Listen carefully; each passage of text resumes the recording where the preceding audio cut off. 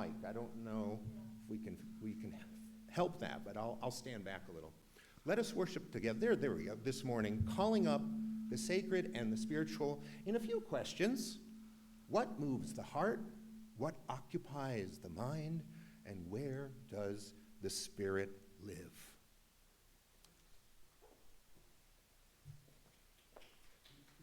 We're not done.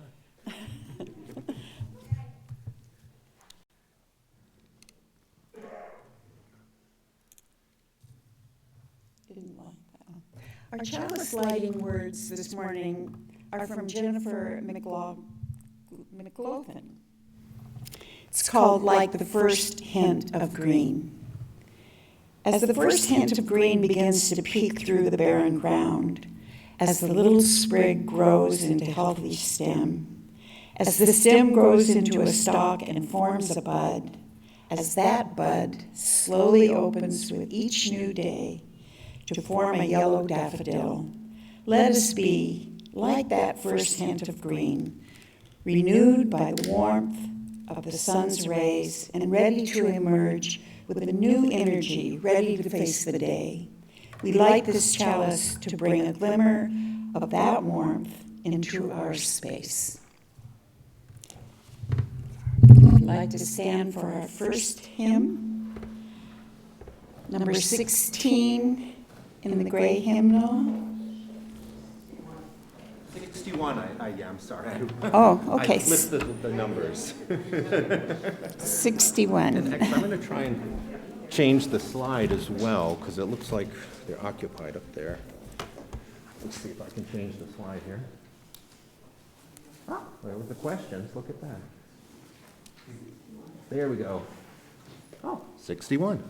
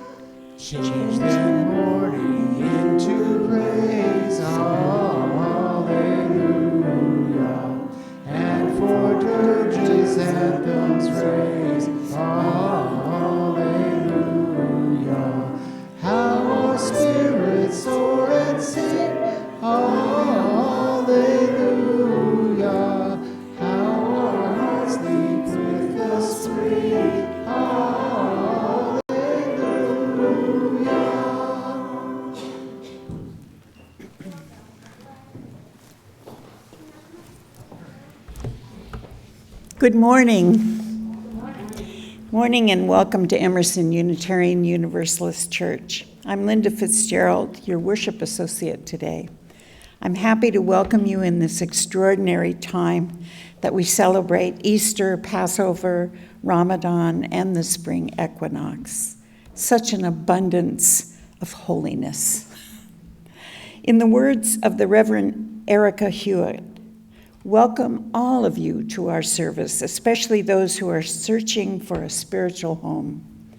Many of us were once, too, seeking something larger than ourselves, to which we could belong, a sense of rootedness to hold us as we create meaning together.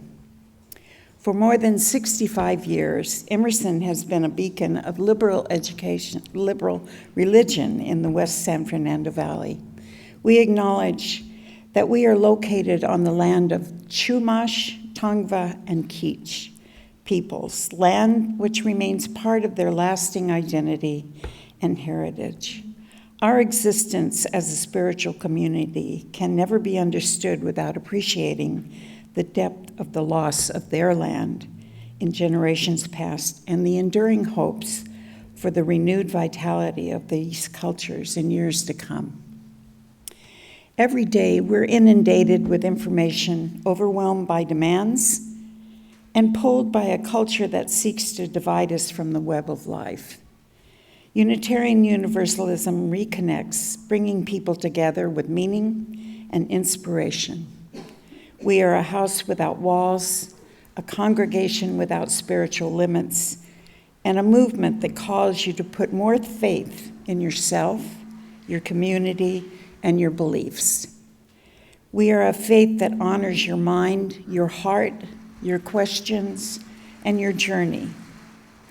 So how do you feel about Easter?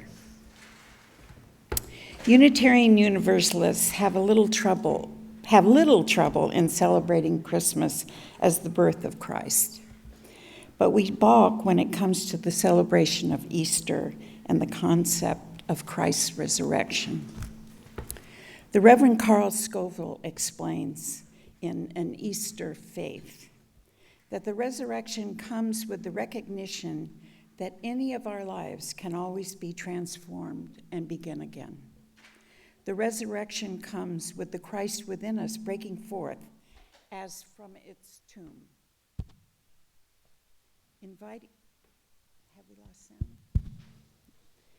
Inviting us to be reborn by enacting the Christ self we had forgotten or never known. Innumerable resurrections have happened again and again. By experiencing the risen Christ in their lives, people have stopped drinking, changed jobs at great risk, and held their ground before dictators, and so much more. Whether it's your first time in worship with us or your 100th, we hope that you'll find questions that stretch you, people to befriend you, and the liberal religious values that challenge you to join us in loving boldly and living justly. A reminder to those joining us online that after the service, you're invited to stay online for camaraderie and conversation. And another reminder that next week, April 24th, our worship service will be online only. No in-person service for that week only. And there's another announcement about Earth Day that I was asked to bring up. April 23rd, from 10 to 2, Chatsworth Nature Preserve Earth Day event. There's an opening ceremony with Native American blessing, guided nature hikes, live animal exhibitions, community resources. The only nature preserve in the city of Los Angeles.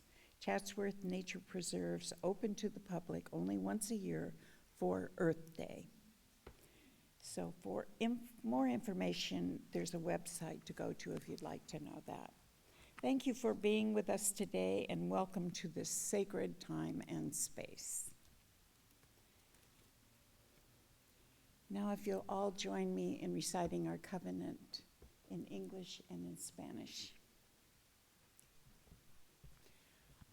Love is the doctrine of this church. The quest for truth is its sacrament, and service is its prayer. To dwell together in peace, to seek knowledge and freedom, to serve humanity in fellowship, thus do we covenant. La doctrina de esta iglesia es el amor, la búsqueda de la verdad es su sacramento, y el servicio es su oración. Vivir juntos en paz, buscar el conocimiento en libertad, servir a la humanidad en comunión. Este es nuestro pacto. All right. Thank you. Neglected to mention, my name is Joshua Berg. I am the sabbatical minister here while Reverend Matthew is on sabbatical. Just finished seminary, and I'll be ordained July 2nd this year. So I'm very excited to be here. And now we're going to do a little time for all ages. It's very brief. Are the boys still here? Yeah, they went over. Oh, because they'd like this. It's kind of funny. Doesn't matter. You can tell it to them later, so remember it. It's by Shel, Silverstein. It's very short. Oh, you are? Okay, because I want to see. I want them to grade it. Give me a 1 through 10. It's very short. Then they can go back out, play. It's called Point of View by Shel Silverstein. One of the things that raises my spirits all the time is humor. So I like to use humor, and so I picked this time for all ages because it's humorous, in my opinion, and it also references holy days, including Easter. So I don't know if any of you have ever read it. It's called Point of View by Shel Silverstein. Oh, here. I'm going to read a quick poem. I wanted to see if you guys like it, okay? All right. You ready? It goes like this. Thanksgiving dinners sad and thankless. Christmas dinners dark and blue when you stop and try to see it from the turkey's point of view. Sunday dinner isn't sunny. Easter feasts are just bad luck when you see it from the viewpoint of a chicken or a duck.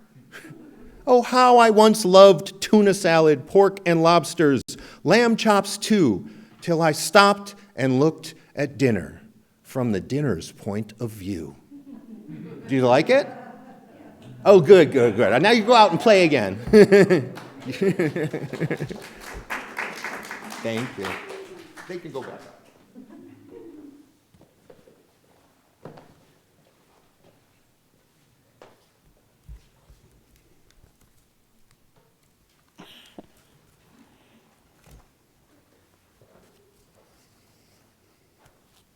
Our offering words this morning are from Victoria Weinstein.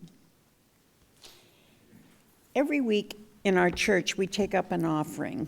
It's good to remind ourselves from time to time that the offering is symbolic as well as practical. We know that it is through pledges that we build our budget and fund our yearly programs and ministries of worship and religion. Education. Pay our staff and professional religious leaders, and finance the comfort and beauty of our buildings. And we know that we could easily submit those pledge checks to the church at any convenient time. But we pass the plate during our worship service to make a community expression of thanks for the blessing of abundance, to visibly bring in the harvest at the most cherished hour of our week. Our offering says that the act of giving is essential to our spiritual well-being as anything else we do here on Sunday mornings. The morning offering will now be given and received in the spirit of grateful fellowship.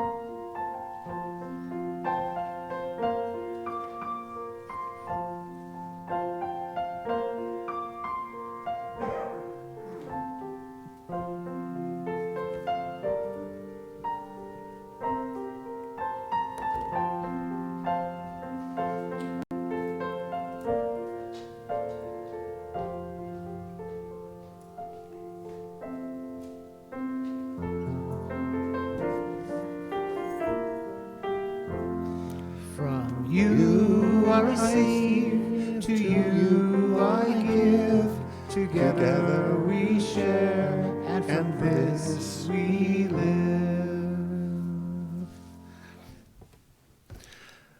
Thank you so much for your generosity. At this time, we share our joys and sorrows, our joys and concerns with each other here in Beloved Community. I don't know if there's any in the book right now, and I'm going to look.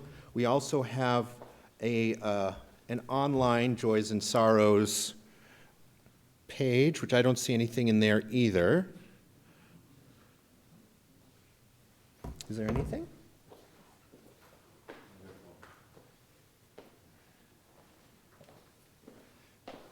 Amy Noel is celebrating 18 years of sobriety.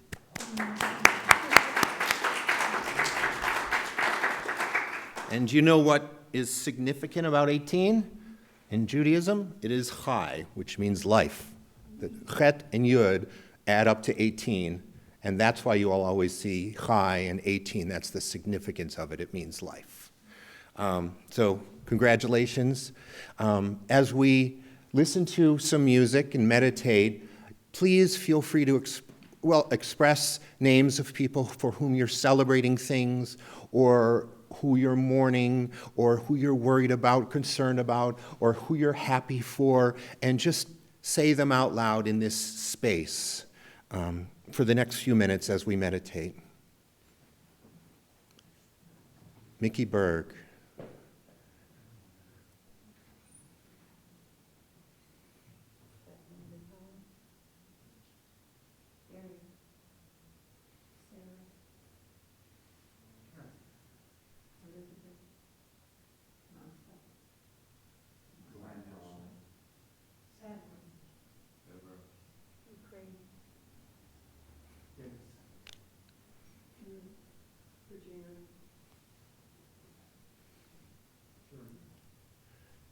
As we do this, visualize in any way you can, feel, sense positive spirit rising up within you. I tend to have a light that grows in my belly, but some people, it's a smell or a sound or taste or something that just grows and grows within you, within your mind, within your heart, and within your soul, that just fills you with positive energy as we celebrate other lives and our lives of our beloveds.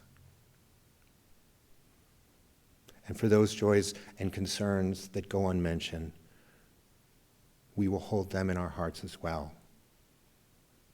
Sometimes it's not easy to say things out loud, but I know there's a lot that we're all feeling and thinking, especially right now. So we're blessed to be in loving community together, to hold each other's hearts. Thank you.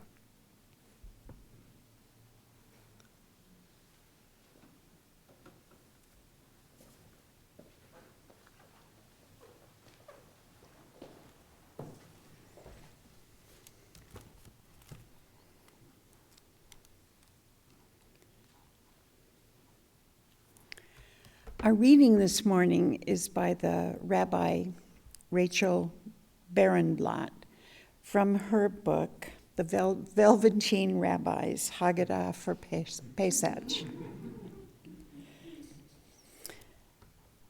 So the people took their dough before it was leavened, their kneading bowls wrapped in their cloaks upon their shoulders. Exodus 12:34.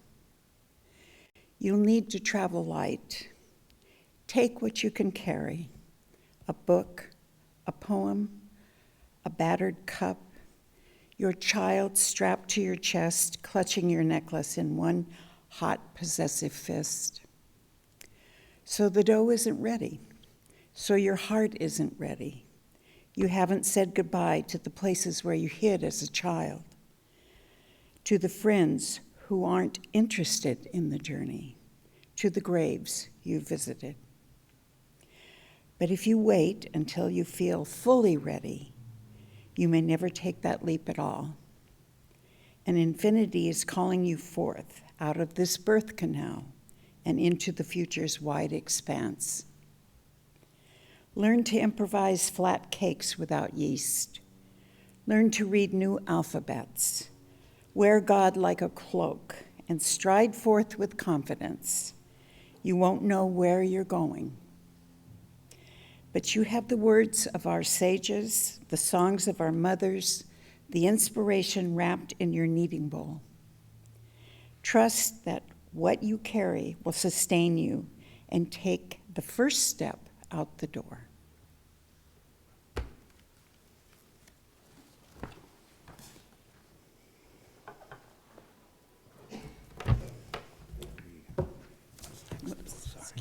I'm sorry. Oh, is it? Oh. And now it's the choral anthem, right? Now the choir will sing Morning Has Broken.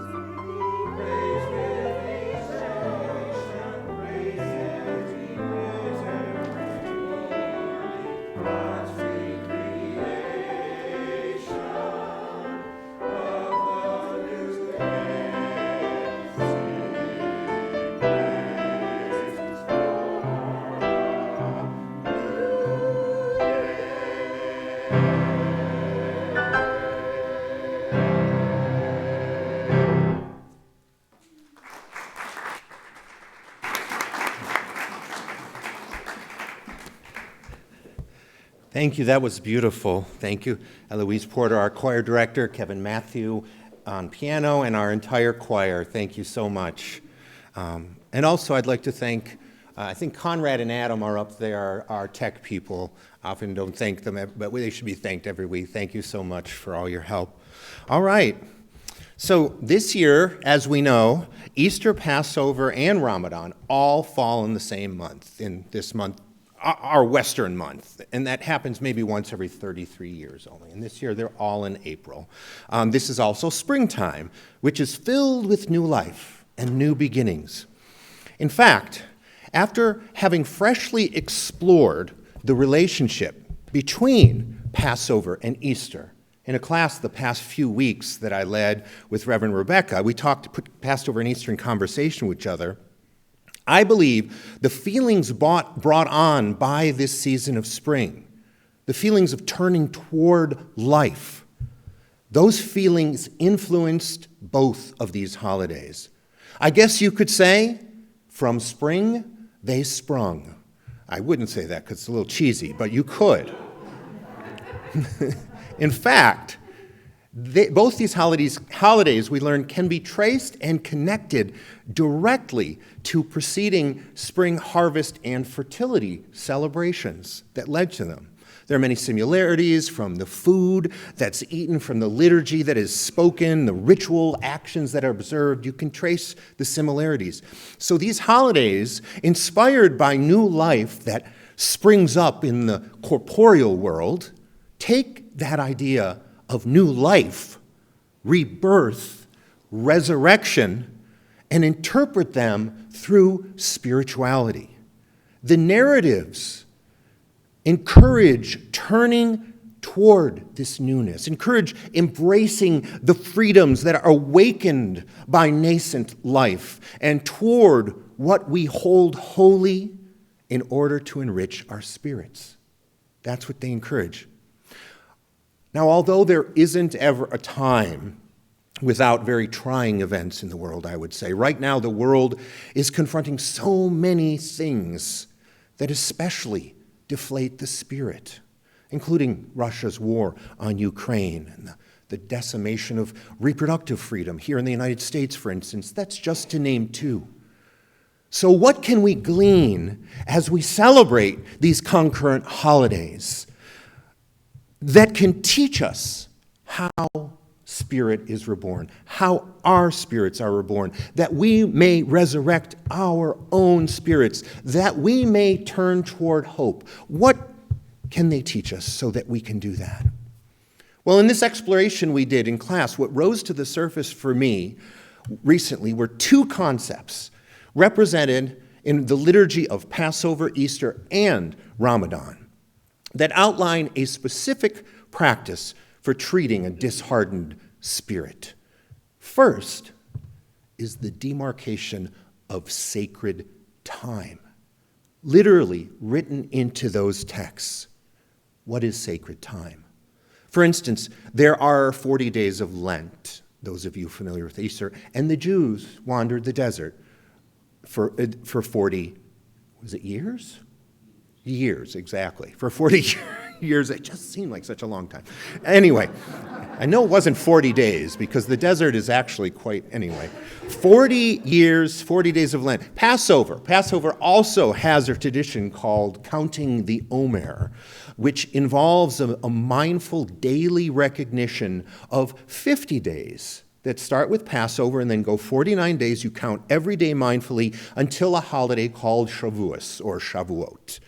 And 50 days is also the period between Easter and what some Christian denominations celebrate, Pentecost, which means 50. So those are also sacred time, 50 days. Likely those 50 days originated from this harvest festival. The recognition of the time of the maturation of the grain was 50 days, and then it was donated as an offering to the temple after that. That may have been the origins of those 50 days. And Ramadan, as we know, is an entire month of very, very sacred time. For those unfamiliar, I mentioned Shavuot, I mentioned Pentecost, and I mentioned Ramadan. All of these are now celebrations of receiving holy energy. That's what they celebrate, holy commandments, the receipt of the holy word, essentially the Holy Spirit in order to start or restart a connection to all that is holy according to each individual's faith. Reconnecting to the holy, resurrecting the spirit. That's what they're all about. So these seasons of turning, as sometimes they're called, have evolved into a means to reset the spirit in a positive way, turning and journeying toward a deeper connection to what liberates, a deeper connection to what nourishes, to what sustains, to what you consider holy within a contained sacred time period. In a previous sermon, I talked about power and love, the balance of power and love, and I talked about containers, giving the example of a stone polisher where the stone bounces around, or essentially we bounce around as we learn to balance power and love, and it essentially polishes our spirit. That's a container.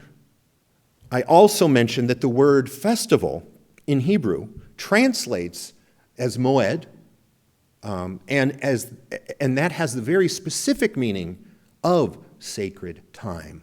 Moed is a sacred time container when the past and the present and the future meet.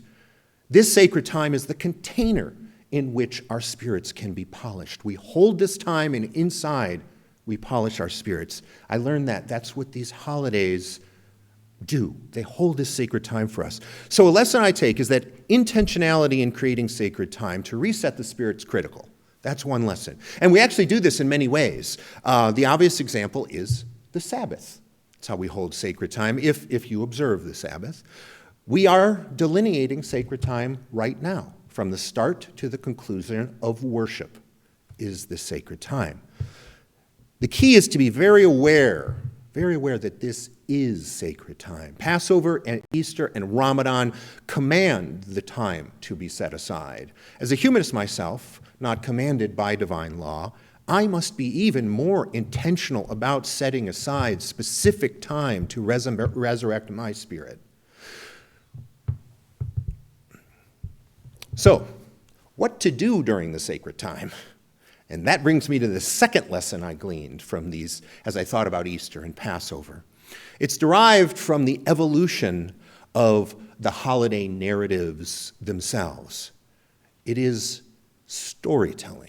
It is the ability to use storytelling to resurrect the spirit. Meaning-making ritual narrative. If we highlight events in our life that held special meaning for us, for instance, that elicited feelings, that emotions, we can recall those original feelings. Often, retelling stories also stimulates our senses. It almost puts us there, our taste, our smell, touch, sound, spiritually transporting us back to an experience that was meaningful. That's what storytelling does, enabling a reliving of whatever meaning was made then, again. In fact, even if the story isn't a direct retelling of an experience, even if you haven't had that experience, if it is something that is relatable to most or all people, equivalent experiences can be recalled, and even new ones created.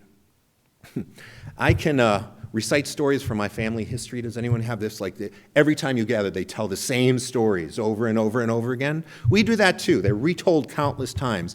And now nobody knows exactly what happened. There's always conflicting, no this, no that. No. But we retell them.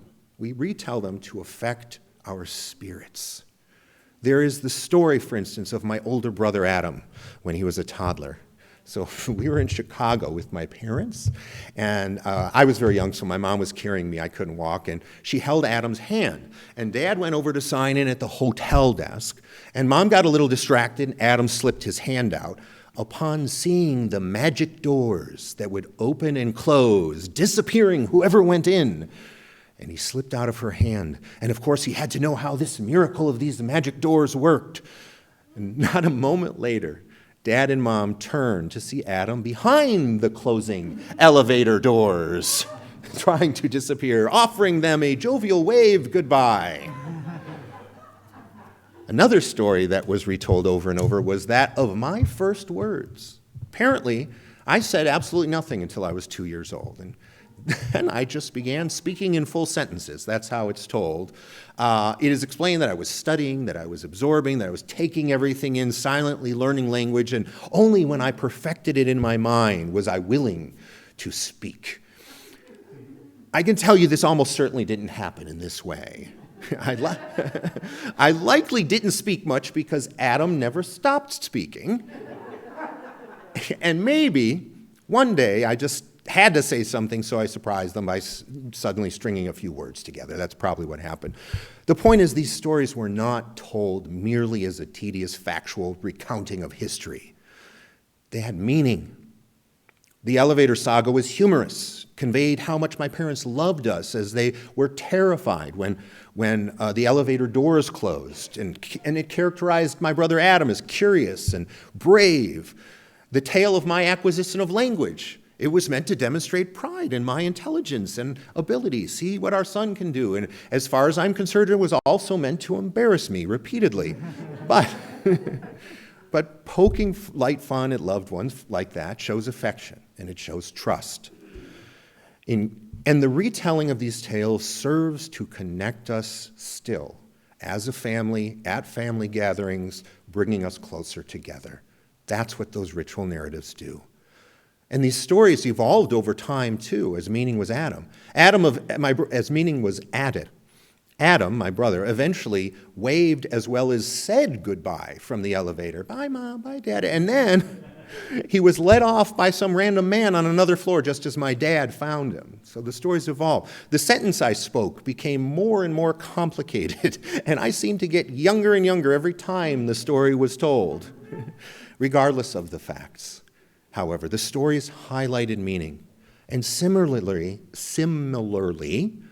regardless of the facts of history, which no one can know for sure, the stories of Passover and Easter, they highlight meaning.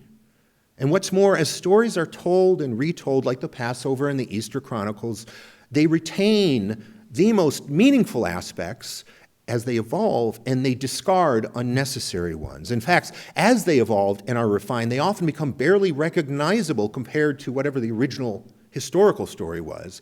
They become something else whose sole function is now to deliver as much spirit-elevating meaning per syllable as possible, evolving over time. For example, the idea of not eating yeast. You clear out the yeast before Passover. You eat unleavened bread. You don't eat anything with yeast in it on Passover.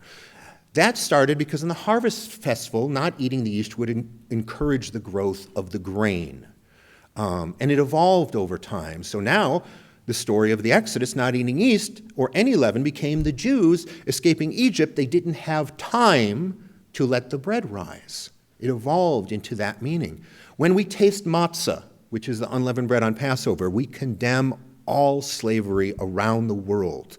That's the meaning we derive for it. And we even recall times as we eat it when we have ourselves and continue to be, in many ways, held hostage today. So much meaning, so little yeast. None, actually. And further, the idea of discarding yeast, it means something else too. It came to mean to represent discarding what puffs us up. Yeast puffs you up. Discarding arrogance, discarding pride, anything that holds our spirits in bondage. That is how the meaning evolved. It evolved to focus on meaning making. And there was a lamb sacrifice. There was a fertility festival, too, that sort of led into Passover. And there was a lamb sacrifice during that shepherds would sacrifice lamb in which one sheep gave its life for the health and the thriving of the rest. And this, over time, evolved as well to make meaning. It inspired the lamb sacrificing its life so that when its blood was smeared above the doorways of the Jews in Egypt, the angel of death would pass over.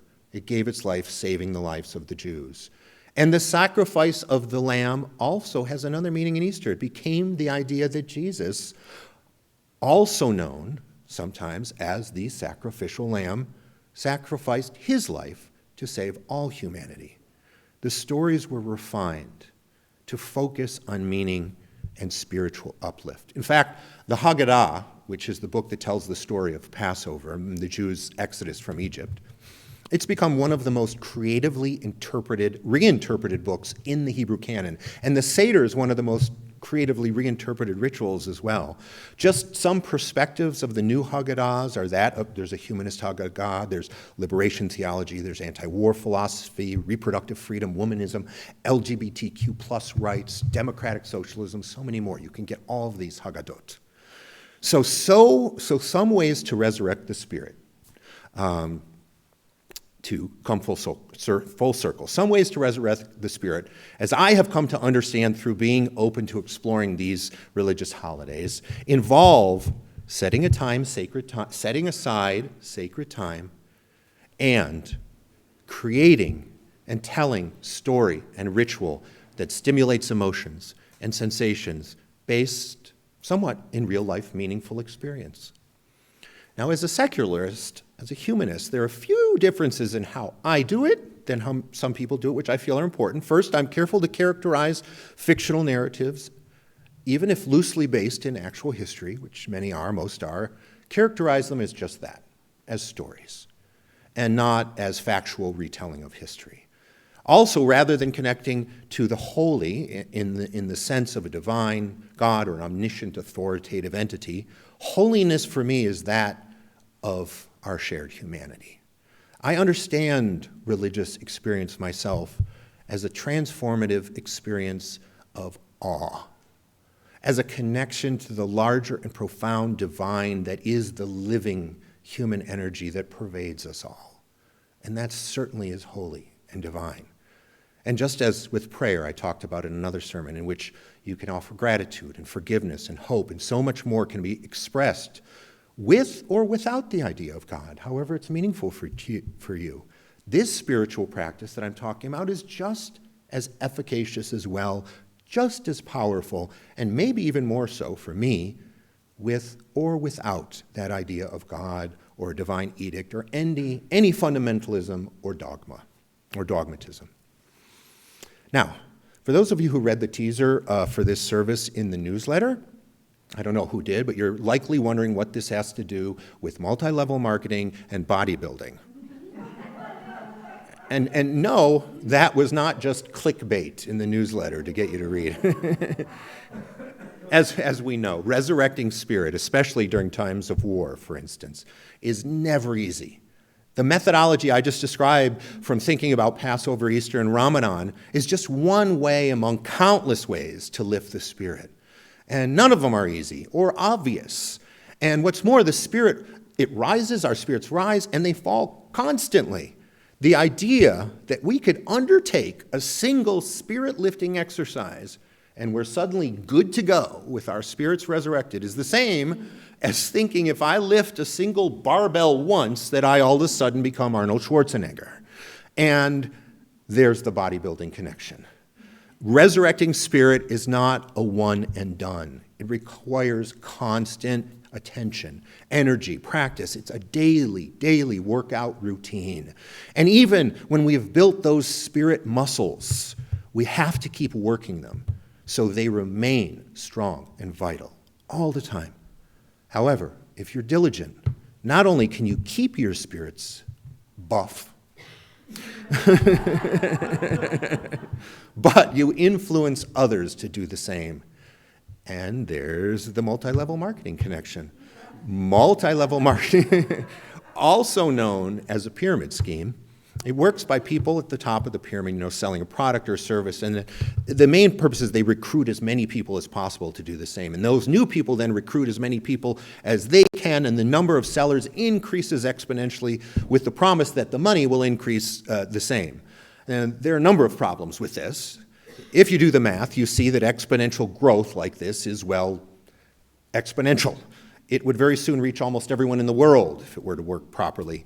And business doesn't work when everybody is a seller and nobody's a buyer. Plus, the product or service is usually a limited resource with no way to produce enough.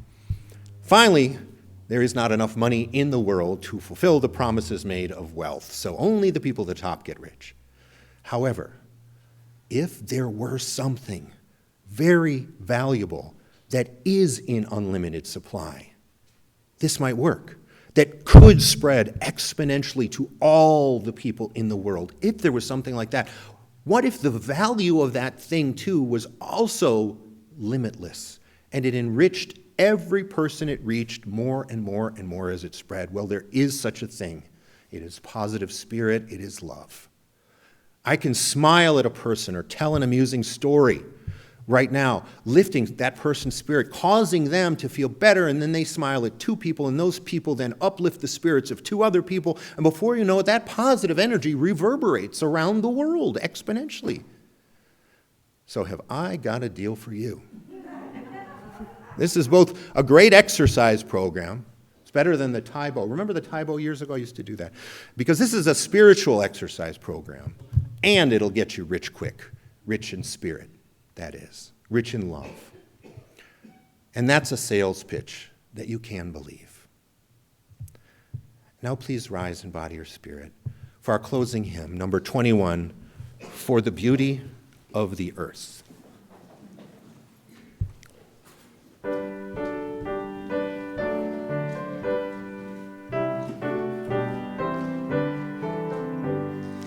For the beauty of the earth, for the splendor of the skies, for the love which from our birth over and around us lies. Source of all, to thee we raise this our hymn of grateful praise. For the joy of here and thine, for the heart and mind's delight, for the mystic harmony, linking sense to sound and sight. Source of all, to thee we raise this our hymn of grateful praise. For the wonder of each hour, of the day and of the night, hill and vale and tree and flower, sun and moon and stars of light. Source of all, to thee we raise this our hymn of grateful praise. For the joy of human care, sister, brother, parent, child, for the kinship we all share, for all gentle thoughts and mild. Source of all, to thee we raise this our hymn of grateful praise.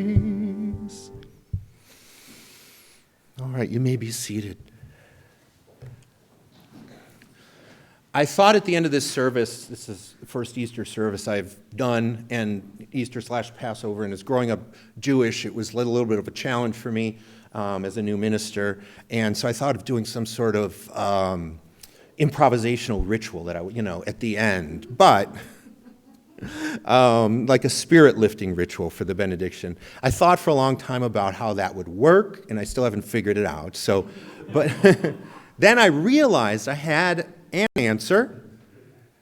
I have made my mom's recipe, and you'll see at the coffee hour, for what we call kigelach. Not rugula, kigelach.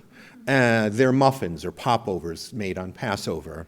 And the main ingredients are matzah, unleavened bread, and egg. And there's some salt for flavor, there's some oil for texture, but it's mostly just matzah and egg. And what a perfect symbol, eating those as a traditional ritual for Easter and Passover for the entire season, because you have the matzah representing, this season is a journey from bondage to liberation. You have the matzah representing bondage, historical and present. You have the egg, which as we know on Easter represents liberation, new life. And there's no yeast in it, so the arrogance and the pride and all the schmutz that holds us bondage is removed. And it's replaced by this beautiful, inflating, lovely egg as the leavening agent, symbolizing rebirth, resurrection of spirit. Now, the smell and the taste brings back memories for me. It lifts up meaning for me, because my mom would make dozens and dozens of them on Passover. And hopefully, as I've described this meaning-making and the elements for you, there will be new meaning-making made for you. And as we know, baking anything brings communities together. That's a great traditional ritual. So what a perfect tradition for bringing Easter and Passover together in what I am now calling Peaceover.